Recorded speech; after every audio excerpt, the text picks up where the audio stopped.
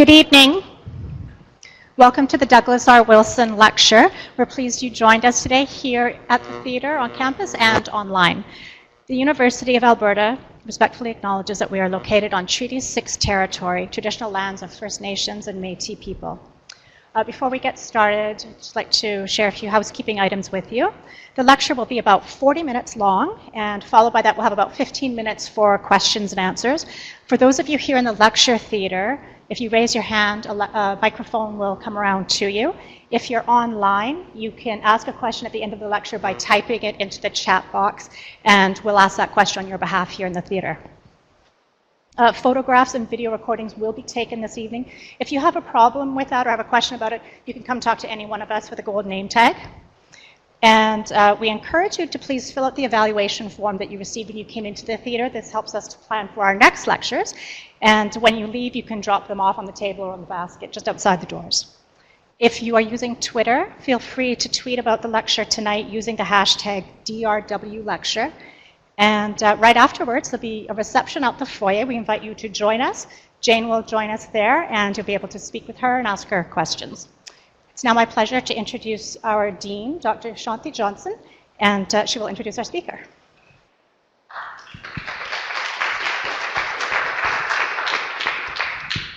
Thank you, Nisa.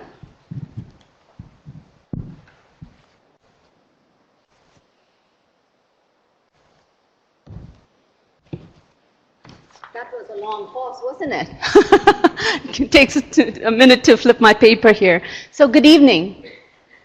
Welcome, guests, to this very distinguished fifth installment of the Douglas R. Wilson Lecture. This is a signature lecture series offered by the School of Public Health.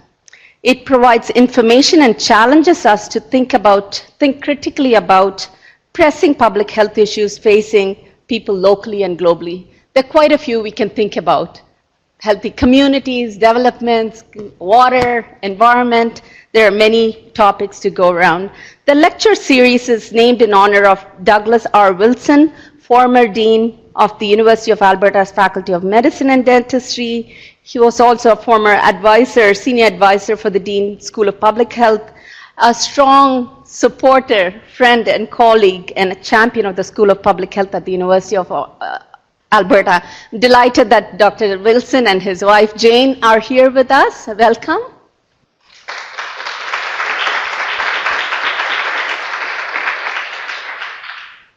We have a very good cross-section of students, faculty, community members. So let me add a warm welcome to all the participants, audience here, who are here in person, but also who are joining us online. Welcome.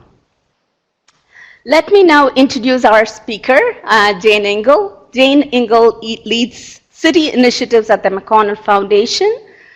These initiatives include Cities of People ecosystem, fosters inclusive civic innovation through grants and investments, collaborative experimentation, and thought partnership. And so it's an important coalition of energies and wisdom and knowledge that comes intersectorally from many partners. So I'm delighted that she's here with us. Let me add a bit more about her background, her extensive background, I should say. Jayne's background is in urban planning and policy. She also has background in community and economic development, but also participatory practice and research. I had a few minutes with her earlier today, and I was really impressed to hear the system thinking and intersectoral thinking that brings into bear the issues that we need to talk about, the complex issues, but also solutions. That's where the solutions lie in terms of the systems in interfaces that we can create. She has worked in multiple countries and sectors, Peace Corps tour of duty in economic development in Eastern Europe, post-fall of the Berlin Wall, formation of the business improvement districts and real estate adaptive reuse in the US cities. You get a sense of the breadth of her background.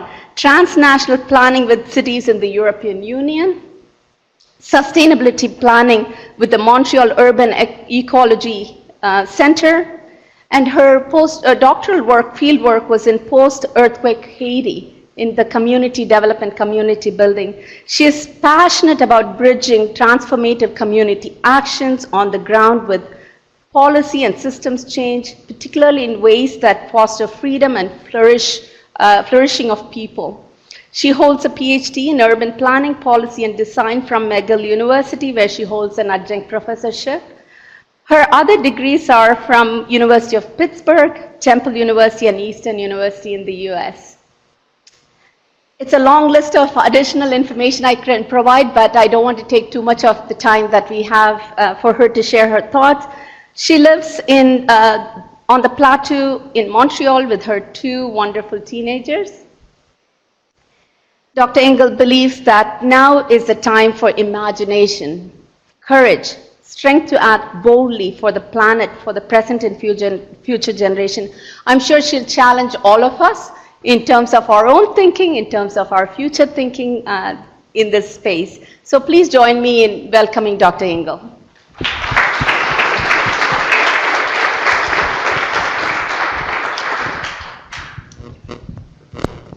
Thank you so much. Really appreciate it. Hello, everyone. Thank you so much, Dean Shanti, for that introduction. An extensive introduction only means one is getting very old. Thank you. And I'd like to also thank Dr. Wilson and recognize the visionary leadership that you've brought to both in co-establishing the School of Public Health. Had a wonderful opportunity today to get to know some of the faculty at the School of Public Health and the work here, and I'm so impressed and motivated and inspired. So it's a pleasure to be here, and thank each one of you for coming tonight. I'm really honored to see you here. So I'd like to start with just a couple of words of preface. One is I'm speaking as an individual, not with an institutional hat.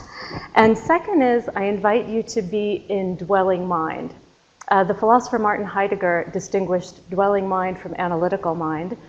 We tend in universities to always be an analytical mind, which is great. I also ask you to hold dwelling mind, which is really about being curious and open to provocation. So I hope there will be some provocation this evening. Okay. So we're nearing the end of a year that has been quite harrowing, to say the least. I don't know about you, but I wake up most mornings feeling something like this. My desire to be well-informed is currently at odds with my desire to remain sane. It's tempting to rant today about the complex problems we collectively face and how we're witnessing an unraveling of society as we know it. I'll try to resist the urge to do that, except to say that the broader context I speak from is that we're living in an age of increasing and unprecedented tragedy, particularly with respect to the climate crisis and ever-increasing inequality. I'll share some stories and ideas about tragedy, trust, and transformation that will bring us to some bold and audacious yet practical and grounded transition pathways for the decade ahead. So I'll put forward 3 dimensions of change that I see as potential, 10 transitions needed, and propose 20 pathways for the 2020s. So a question that drives me is how can we be good ancestors? And that question is the arc of this longish and ultimately optimistic talk. I don't think that pessimism is a luxury that we can afford currently. So by the way, I would like to say in preparing this talk, which is very much an article and draft, I've brought together ideas and possibilities for transformation I've seen over the last year. I really welcome your input afterwards because I'd like to put all this down in an article and then share it very soon. So I'll begin with a story that's personal. I was 9 years old in 1975 when the Vietnam War ended. That first year, 125,000 refugees came to the US by boat, so-called boat people. And my family, 5 kids, our parents, and a bunch of animals lived on a small farm in Pennsylvania, about 10 miles from a large US military post, where thousands of refugees were temporarily housed.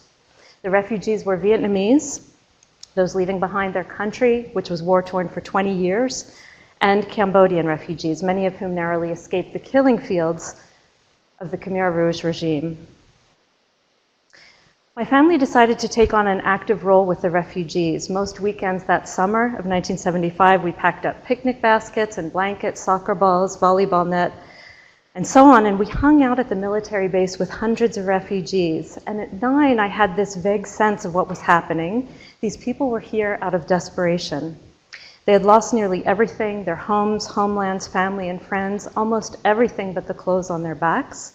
And they were now living as near prisoners on a military base in this foreign land.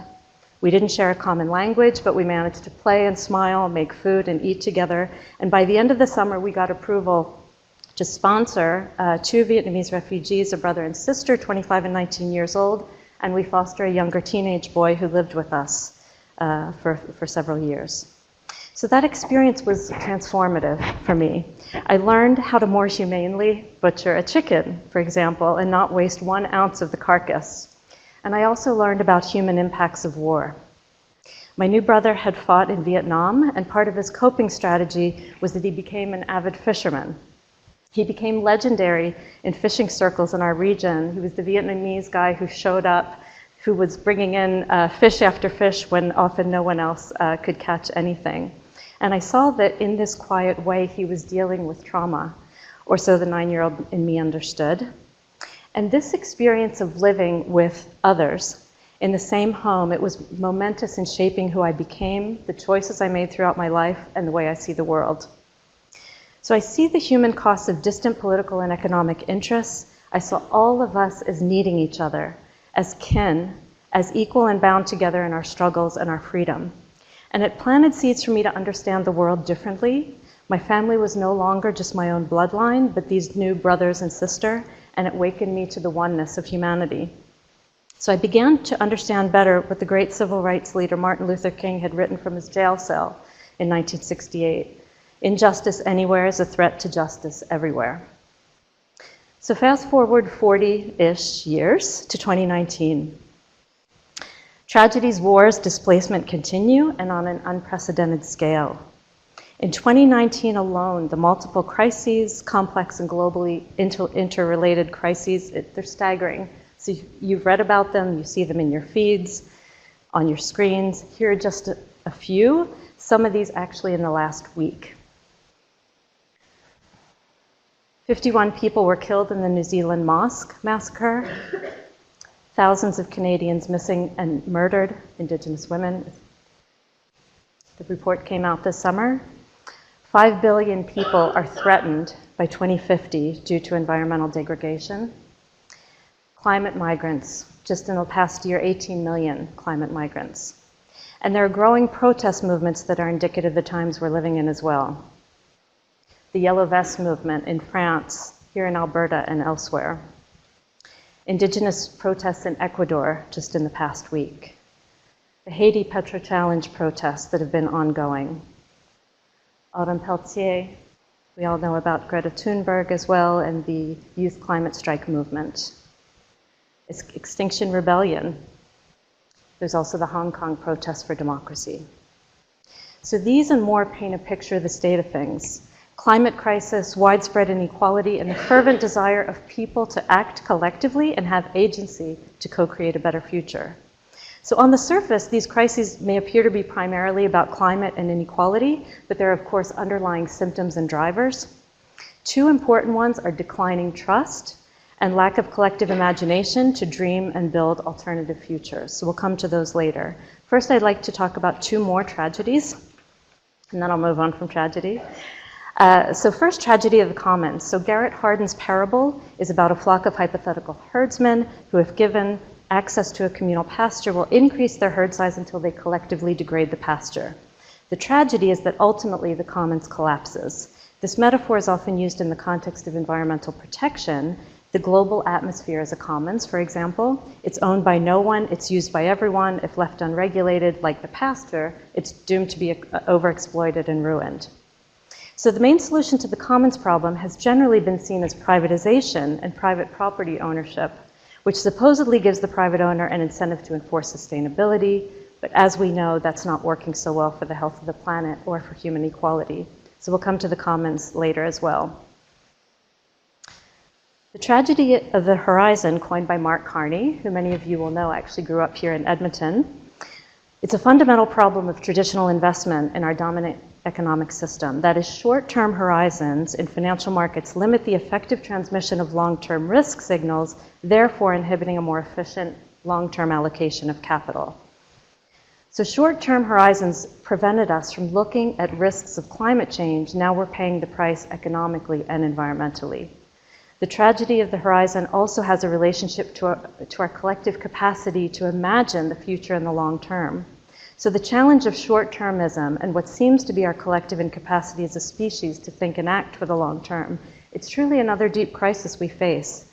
So for example, the way we build cities, in many ways, at a deep level, it's changed very little over the past 80 years. It's the technologies and scale of change that have exponentially accelerated, but not necessarily the form.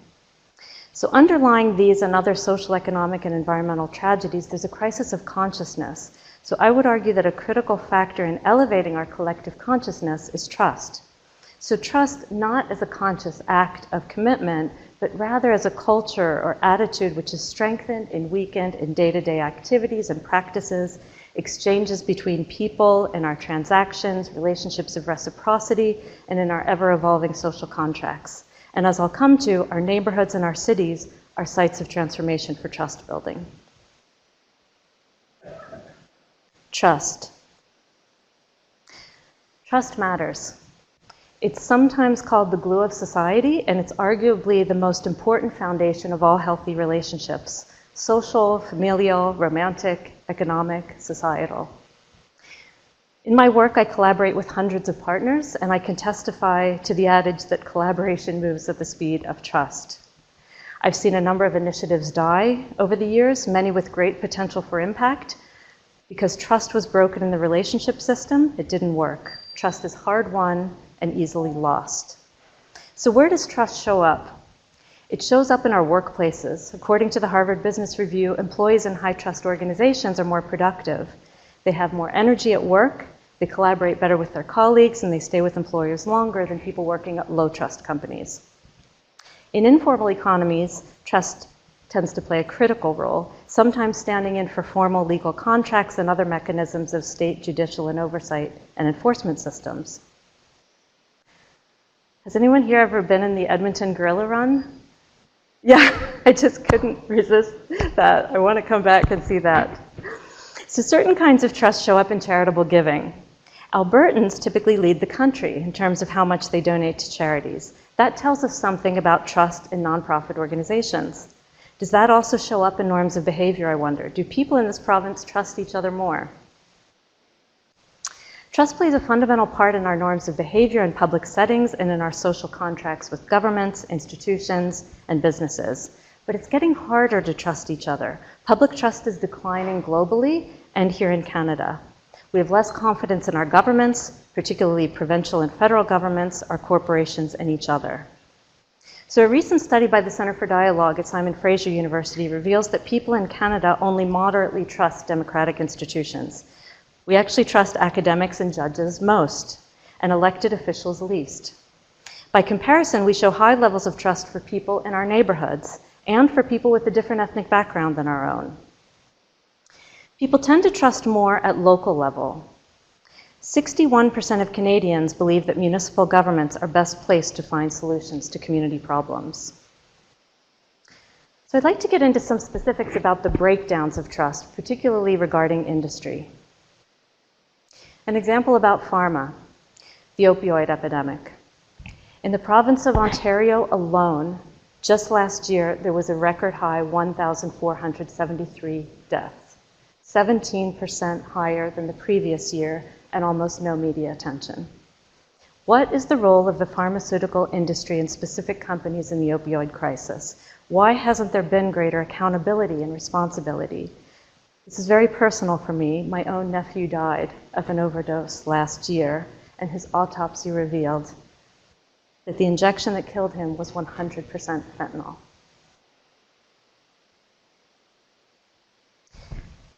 Sorry. And what about fossil fuel companies? What should we as society expect? Surely we can't continue endlessly the path that we're on. What does accelerated transition away from fossil fuels look like? Another example, Douglas Rushkoff recently wrote, "The digital economy so far is just corporate industrialism on steroids, extract value from people and places.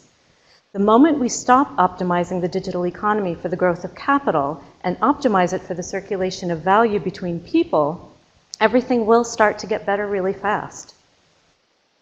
So I'd like to turn now to tech companies, big platforms, Facebook, Google, Amazon, etc. We have an increasingly complicated relationship with tech companies. These massive platforms are also the world's largest advertising companies, and most of us are feeding them a near constant supply of data about all aspects of our lives, right? Our health, our work, our romantic relationships, communications, curiosities, searches, transactions, interactions of all kinds. And these companies are amassing and concentrating power and wealth on a scale the world has never seen. We now know that these platforms can pose a threat to democracy. Facebook and others played significant roles in influencing recent elections, such as the Brexit vote and Trump's election in 2016. And while tech companies have finally publicly acknowledged their influence and impact on society, we've still not seen them take full legitimate social responsibility for their roles. The author and scholar Shoshana Zuboff published a large volume this year called The Age of Surveillance Capitalism, about the darkening of the digital dream. She makes the case that we're moving toward a society in which capitalism doesn't function as a means to inclusive economic or political institutions, but rather as a profoundly anti-democratic social force.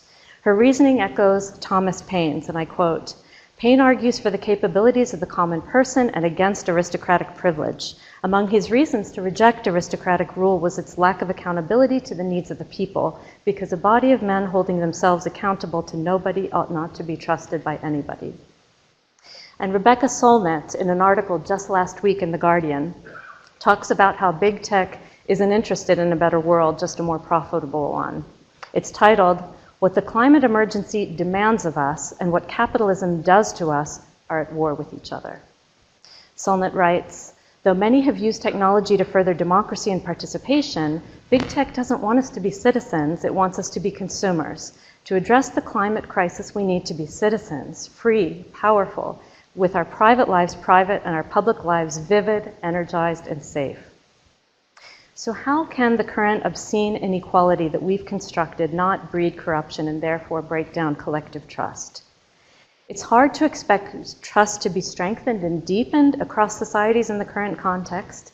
In the language of social capital, bonding social capital can still be built between groups of people with shared identities, but it becomes much harder to build bridging social capital between diverse groups of people. Bridging social capital is what's required to strengthen our collective community resilience to live and work together, to navigate the increasing risks and uncertainties we face, both in everyday life and in times of disaster. So where does that leave us today? For me, I take comfort in belief that trust will grow as awareness and consciousness are raised and notions of kinship are cultivated. Kinship is about seeing ourselves in the other, about recognizing that our collective fates are intertwined. It's about relationships, which are about trust. When we all see each other as kin, our starting place is different. We trust across difference. So we need trust in each other to imagine and build together, and that requires a new global solidarity and new practice. And that requires transformation. So now that we see the state of things, what will we do? We know that countries and whole civilizations have collapsed and transformed in the past. For example, South Africa, the Soviet Union. But these past experiences don't provide adequate precedents for the global challenges of now. The scale of change needed because of the damage to the Earth and the scale of population growth and globalization is beyond anything humanity has ever endeavored. The transformation is about each one of us on the planet and the health of the Earth herself. The scale of change required in this collective endeavor of rebuilding society, it demands that we recalibrate our ambitions for transformation to a level that we have rarely dreamed of. It requires that we unlearn many old ways of societal change. We have to decolonize them, and it requires that we bring to bear ways of knowing, thinking, being, and doing that are regenerative to the planet and all life, that build equality and rights for all, that engender trust and legitimacy, and that unlock imagination and collective agency of all to co-create the future. And it requires that those with great wealth and power take far greater responsibility for the effects and externalities of their actions, and in ways that give greater rights to others and support the flourishing of others. And it requires that we reconstruct our societies to truly recognize inherent rights of Indigenous peoples and also rights of nature and rights of future generations. So how can societies and cities transform? So in building towards 20 transition pathways for the 2020s, the guiding question of how can we be good ancestors, of course, raises many sub-questions like, how can our communities and cities foster trust and agency across generations between people, governments, institutions, and corporations? And how can we rebuild cities in balance with nature and for the health of all people, and in ways that address crises of housing, mobility, energy, and land relationship? So I'd like to start with what are the basic assumptions that we need to bust and upend. We're destined to continue repeating patterns of tragedy if we don't question some of our deepest and hardest assumptions about ourselves and how we organize society. First is ownership. We assume we have the right of ownership to property and goods. In the world we need to create, I wonder, should we have the same right to own land, or should land be self-sovereign? Does the land own us? How can we rethink property rights, or how could we create more collective ownership models of property and companies owned by people who work there? And we have to ask, who owns the city? If the answer is that we all do, then there are serious implications for how we choose to allocate and cultivate resources and how we live and work together. Assumption 2 to bust is about sovereignties. This is a map of Indigenous territories on Turtle Island. So we assume that sovereignties and jurisdictions are fixed and have clear boundaries or not overlapping, as in this map. Political boundaries of nation states are far different from Indigenous notions. I learned from Indigenous law scholar John Burroughs just last week that law is a verb in Anishinaabe language. So we do law together, and all people are legal practitioners. What would it mean to manifest that? As well as the special constitutional context that we have here in Canada. So how could natural assets like watersheds, forests, and other commons have sovereignty, and what would that look like? And what is appropriate jurisdiction to effectively transform how we live and work together for the futures we need at the nation state, territory, provincial, regional, city, local community level? We really need social contracts at a different scale of jurisdiction and for higher purposes, and institutional arrangements that foster legitimacy and trust, and cities, neighborhoods, and local communities are the site of that. The last assumption is the role of corporations. So by and large, big corporations act primarily in shareholder and short-term interests. What should be the role of corporation in today's world? Should shareholder interest give way to public or common interest? What about data and digital rights? Who should own or steward data, and who should get to use which data for which purposes? Should we expect our smartphones and all that they hold and are capable of to actually be good for us, as well as for our children, for democracy, for generations to come? So that brings us to what are critical dimensions of change required. So I'm putting this forward as a hypothesis. Again, I welcome comments on all of this. I've broken it down into 3 components: value, commons, and wisdom. First, value. How do we change the nature of what we value?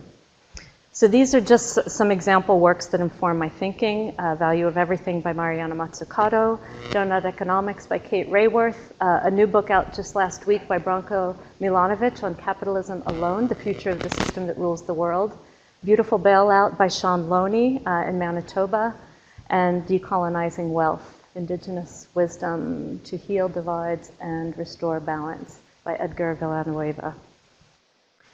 So transitions that are needed with respect to value, I'd put forward, are from corporate social responsibility to public purpose, from sector-driven innovation to mission innovation, and from private and monetary value to public and sacred value. So what we choose to measure matters. It drives public action and political focus.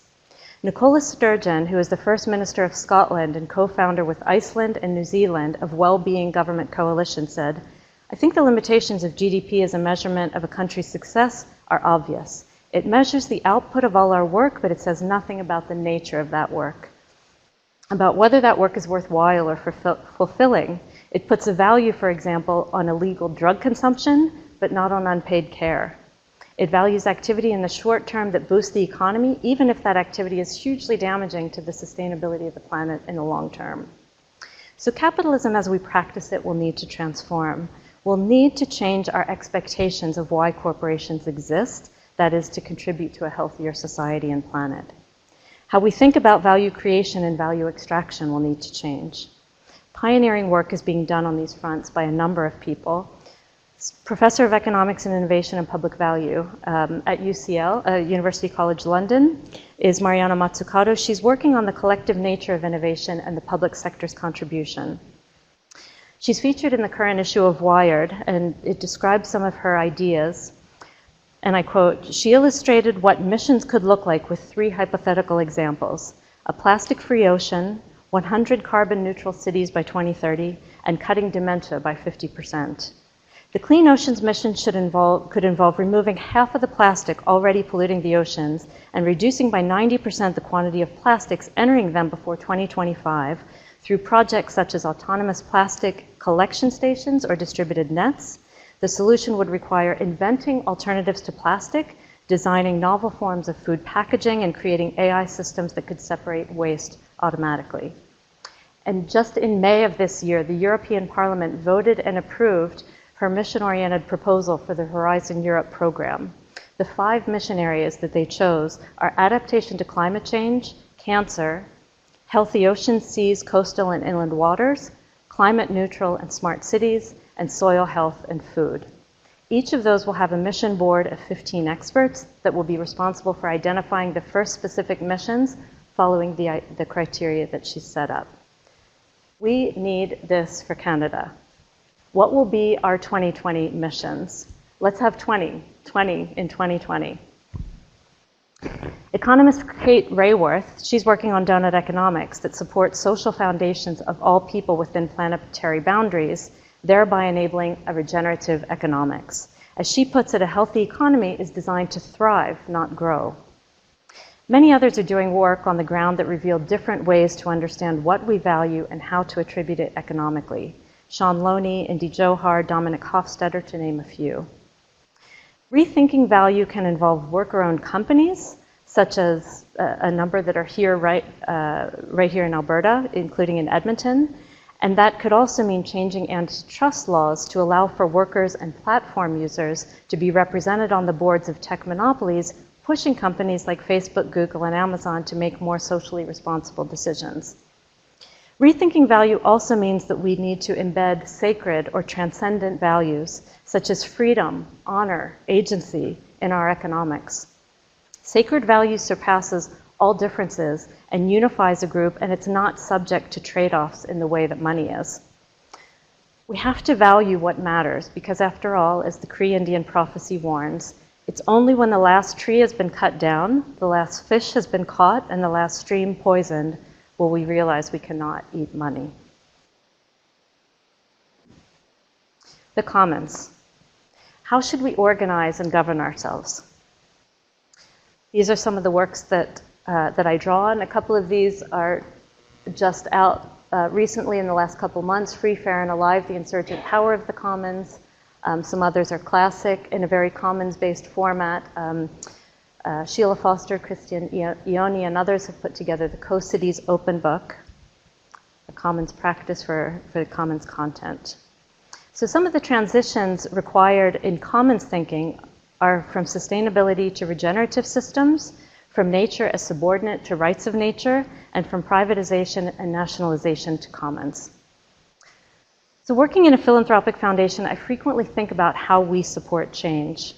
The nonprofit sector is the closest thing to a marketplace for solutions, but given the scale of the challenges now, we're thinking, how can we all collectively produce better results? Are ecosystems, movements, or commons-based mechanisms a more effective organizing force than individual organizations? And what about discovery labs and experimentation? What could be a more effective marketplace, if you will, for addressing complex social challenges? The Commons provides a set of ways to think about and reorganize for transformation. I've talked about the tragedy of the Commons and about how people thought that privatization and private ownership were the solution, but there are alternatives. Elinor Ostrom, who won a Nobel Prize in Economics in 2009 for her elucidation of a more optimistic real-life scenario in which small communities around the globe have devised ways to successfully manage common resources like grazing land, forests, and irrigation waters. Even the publication The Economist sees commons as critical for the future and no longer as a tragedy. Just in last month's issue, sorry, this is not attributed correctly. It's about Elinor Ostrom, but the citation is The Economist in September 2019. A world rich in healthy commons would of necessity be one full of distributed, overlapping institutions of community governance.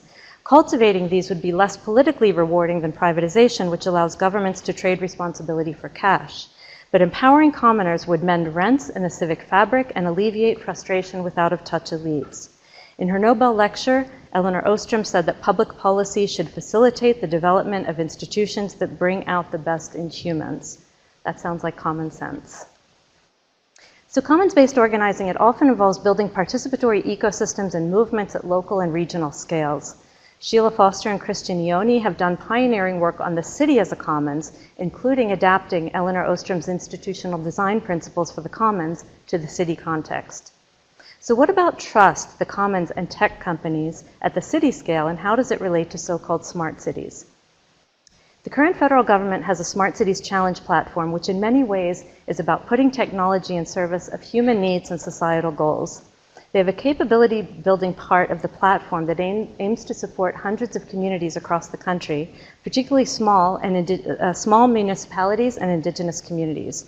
The early signs are promising. Just one example from the Future Cities Community Solutions Network, this is work led by Evergreen and Open North, is learning from and applying indigenous data governance principles in communities, both indigenous and non-indigenous.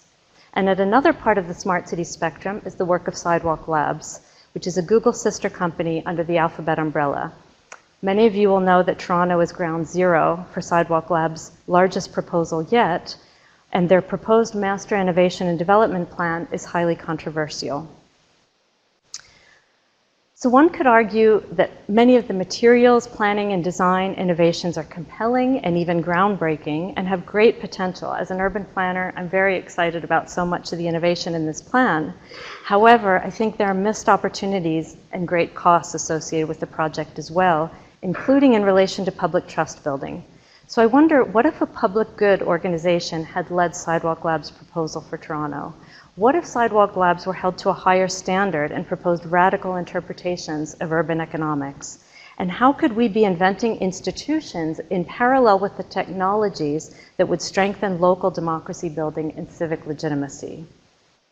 Regarding data, commons principles can also be applied there. Francesca Bria, formerly Chief Tech Officer of the City of Barcelona, writes about a data commons. More public resources could be managed as commons, which means that public assets are owned, managed, and distributed for the common good.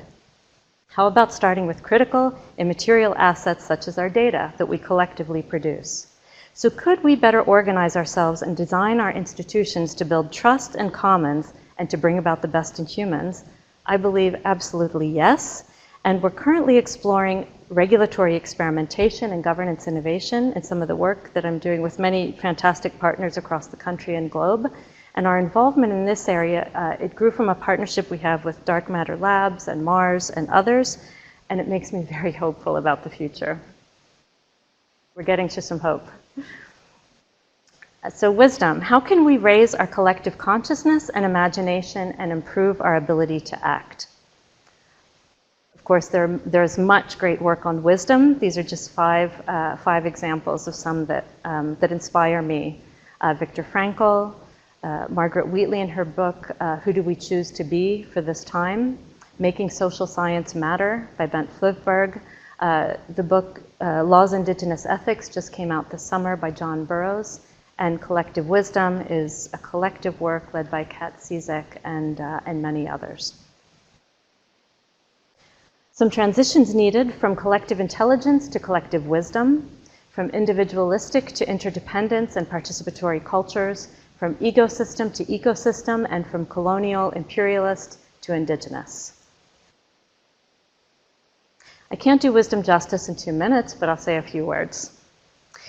There's much great ancient and contemporary philosophy about wisdom, and indigenous ways of knowing, being, thinking, and doing teach us a great deal. Many works of Professor John Burroughs and the words and life work of Elder Satsan, who leads the Center for First Nations Governance. They're some of my teachers, as is Nadine St. Louis, who wrote, "The emotional, spiritual, cognitive, and physical dimensions of knowledge are common in indigenous epistemologies, while colonial constructs have prioritized corporations, consumerism, and individual wealth, which results in poverty and social isolation." So how can we change fundamental aspects of our dominant culture, which are not wise? How can we be practical about wisdom and apply it to transformation? For me, practical wisdom means applying a participatory worldview in my life and work that values social and environmental justice, invites active engagement of people to build together. So wisdom for today requires what Greta Thunberg called cathedral thinking. She used this in her speech to the UK Parliament in April of this year. She said, "Avoiding climate breakdown will require cathedral thinking. We must lay the foundation while we may not know how to build the ceiling." Wisdom is also associated with responsibility. A main task in the coming era is a radical renewal of our sense of responsibility. As Václav Havel said, our conscience must catch up to our reason, otherwise we're lost. Which requires a spirituality, and at the city level, a new sacred civics. I recently wrote a short essay in a compendium, a crowdsourced compendium of ideas for future cities called Some Thoughts, which is coming out this week, where we talk about these kinds of things. So practicing wisdom now requires creativity and imagination and openness to experience and to explore uncharted pathways. That will require building new fields that strengthen capacities for discovery, experimentation, adaptation, and scaling to work in complex systems with synthetic thinking and integral practices. So I'd like to turn now to some ways that practical wisdom is being applied to our most pressing challenges. So I promised to put forward 20 transition pathways for the 2020s. So what transformation is happening now?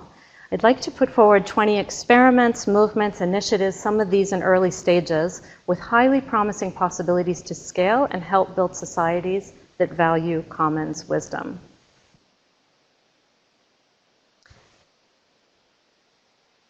So, draft for input.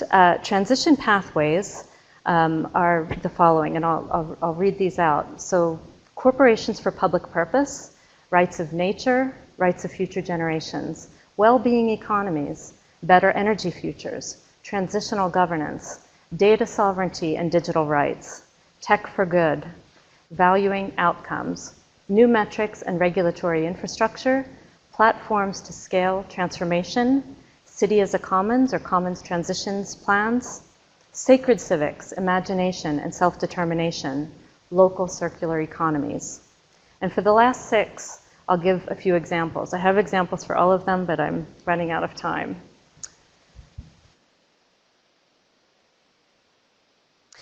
Civic and Indigenous 7.0, or Indigenous Reimaginings.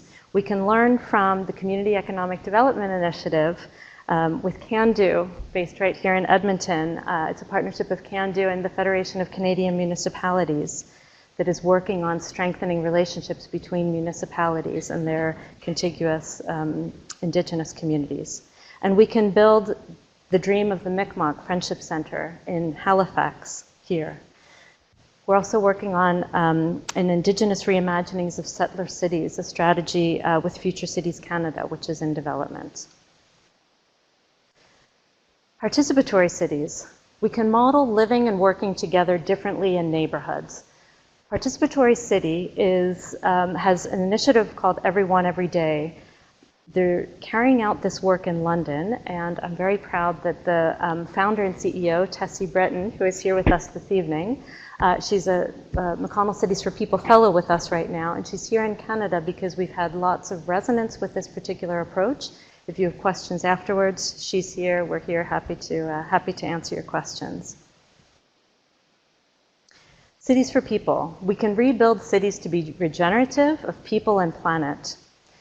This example is Barcelona Superblock, which is a citywide plan to limit cars and capture nearly 70% of street space for bikes and pedestrians. And it could save, they estimate, 667 lives per year. Many of our cities have a huge problem with pedestrian safety. Right now in Toronto, 6 people are hit by a car per day. 6 pedestrians. It's crazy. And climate emergency action. So we can tie climate action plans to addressing inequality and take bold moves. These are 6 bold moves that the City of Vancouver has put forward as part of its climate action plan. So Edmonton also has a community energy transition strategy. More and more our cities are the places, they're the sites of transformation for climate action. The smart commons. We can change the continual model that we have of public money in and private profit out. So the Smart Commons is a project with Dark Matter Labs and others, where they looked at, this is the High Line in New York City. So they modeled the value uplift of the High Line and found that just 10% of the private value uplift could have been captured and paid for the public infrastructure that was invested in this in less than a year. So too much of our public money is going in to infrastructure projects and contributing only to private value. So we need to change our models, and we actually have the technologies. This is a way that technology can really be used for good through things like Smart Commons covenants in order to capture value uplift. And next generation civic innovation labs. So Legitimate Cities is a article that we recently put forward with Dark Matter Labs and others, and it makes the case that we need new kinds of hybrid civic innovation labs that have regulatory experimentation capacity. And one of the cases in this is work that we did with the City of Montreal in its Smart Cities Challenge bid, which won the Smart Cities Challenge, the $50 million prize this year.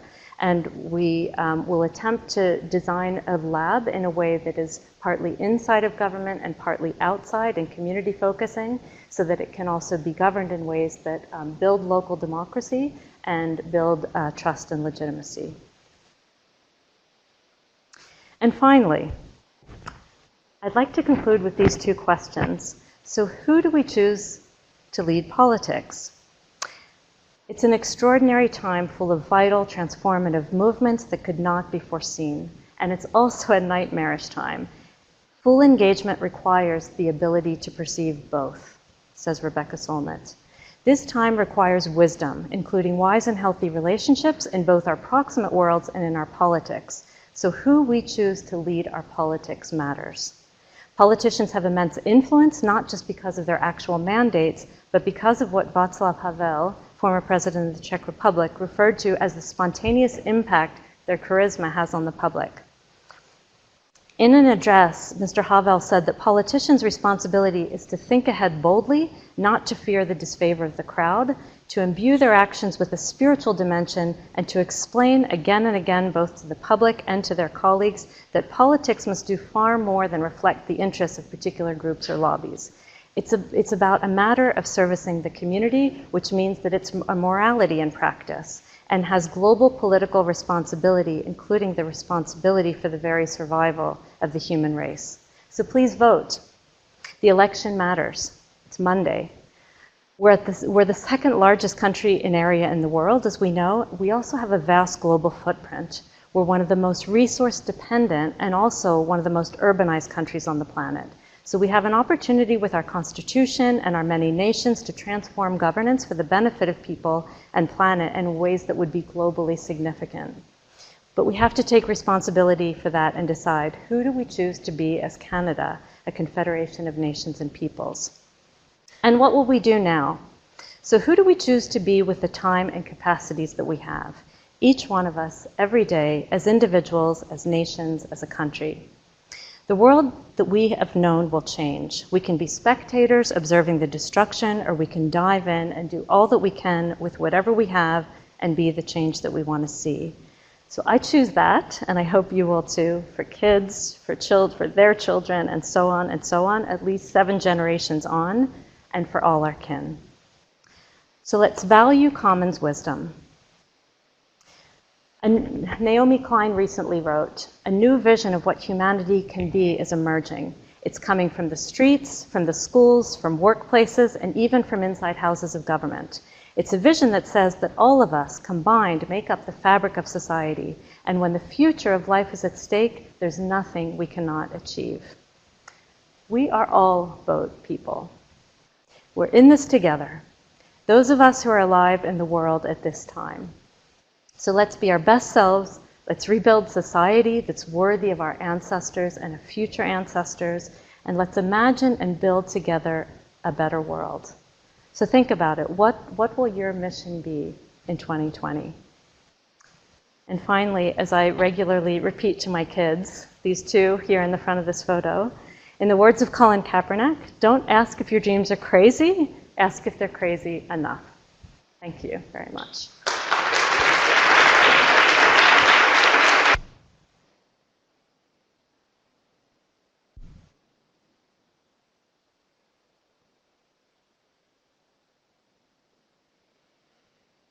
Engle, that was profound. Not only did you call us to have an imaginative mind, dwelling mind, but also gave us a lot to think about, to reflect on in terms of the tragedy that surrounds us all, the collective trust and agency that can transform our future. And so I'm very honored that Dr. Engle has given us a lot to think about and reflect on. I'm sure you have questions as well as in this room.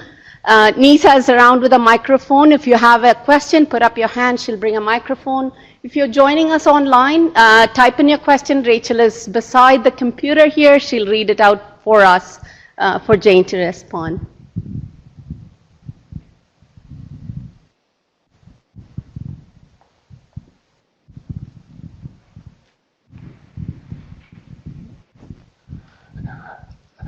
Dr. Engle, we have in Canada an adversarial political system. We're having an election going on right now. Do you see any value in changing the adversarial model? And if so, how would you go about it?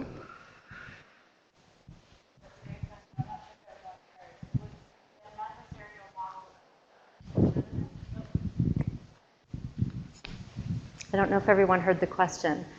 It was that a notion that we have an adversarial model of politics in Canada, and asking if I would recommend. How would I change it if I could? Oh my goodness. Well, it's a wonderful question, and I wish I could answer it. I wish I had a good answer to that. I'm going to have to think about that one, and I would invite discussion together afterwards. It's a wonderful question, and I think that what I've been learning the most about in the past year actually is Indigenous law and governance, and I'm completely new in this, so I'm not an expert in any way, but what I am learning is quite profound and quite profoundly important. And it feels to me like there are so many notions in Indigenous law and governance that could inform non-Indigenous governance at every other level of government. And that would require, obviously that would require huge change, but we need that. We need huge change. I referred to John Burroughs a couple of times. He leads something at the University of Victoria. He's head of a center. It's actually the world's first center that provides dual degree in common law and Indigenous law. And so he and many others are coming up with ways that Indigenous law and governance can inform others. And in the other direction, of course, Indigenous communities have a right to self-determination, and that will require transitional governance pathways. And so I think that if we can question many of our assumptions about how politics works, given the nature of the change that we need for the world, I think that's really the best way, that's a great place for us to look. And we actually have so many of the tools already in our Constitution that we need. So I think so much is there. It's a question of how we put it together and how the various nations that make up Canada learn from each other and work together.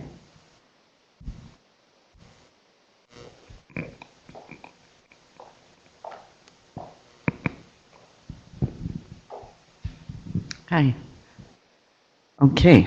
On a micro level, it seems to me that unless we stem the growth of human population on this earth, we're not going to really make a lot of progress. This is an old issue that goes back to my high school days, and we still seem to think that we can overrun the earth. On a macro level,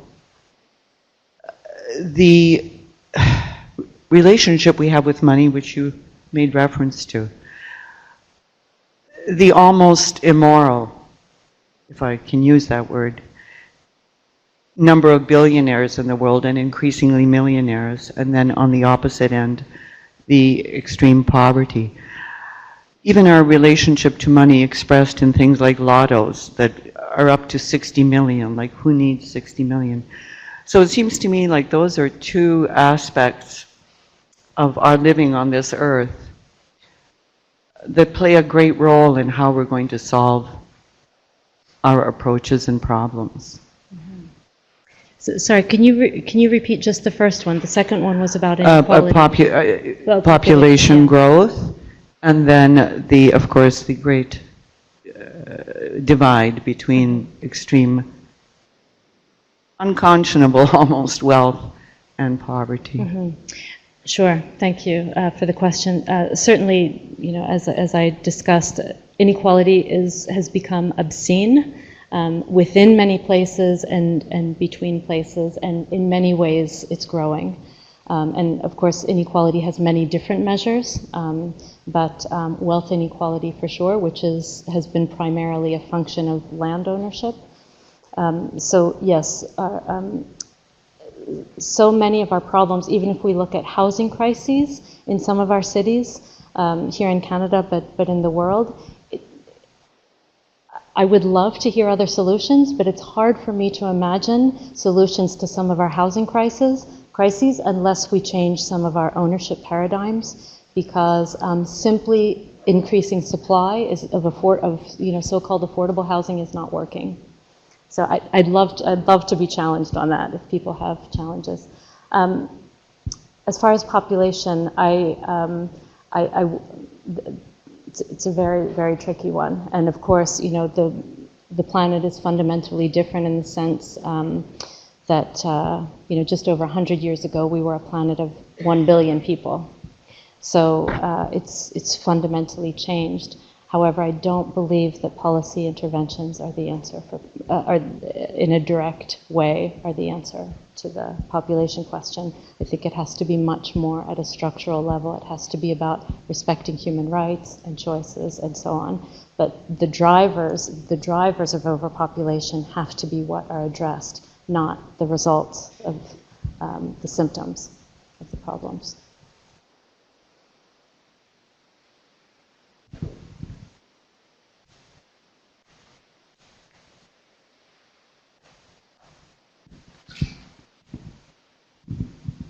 It's interesting, I was struck by your first comment about that today is full of tragedy. And I'm really struck by tragedy that has occurred in the world around the Second World War, for example. I mean, when I go back and read about the lives that were lost, the amount of destruction to parts of the world, and then I listen to other authors and say that, with technology today and all of our economies and so on, that indeed things have improved. So I am really confused and conflicted with your presentation, although I found it incredible, full of interesting information. But how did we do it? I mean, how did we sort of get out of that mess when whole economies and whole countries came back?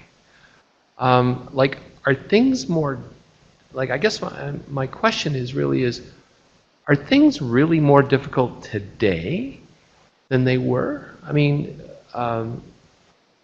in a sense, that's what it sounds like, is that the issues that we have today are just so overwhelming. I just need to get your perspective. Is it worse today than it was then?